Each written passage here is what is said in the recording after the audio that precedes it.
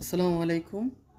আজকে আমরা উত্তরা 7 নম্বর সেক্টরে আসছি একটি sharp front loading washing machine cleaning করার জন্য।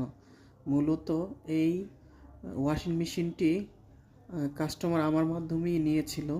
6 মাস হয়ে গিয়েছে। তো কাস্টমার ফোন দিয়ে বলল যে ক্লিনিং করে দেওয়ার জন্য। তো এসে দেখলাম যে এটার যে গ্যাসকেট থাকে মানে রাবার থাকে, ওটার মধ্যে প্রচুর পরিমাণে আয়রন প্লাস ময়লা ধুলাবালি এগুলো দেখতেই পাচ্ছেন কীরকম ময়লা জমে আছে। তো আপনারাও বাসায় এইভাবে ক্লিনিং করে নেবেন গ্যাসকেটটি।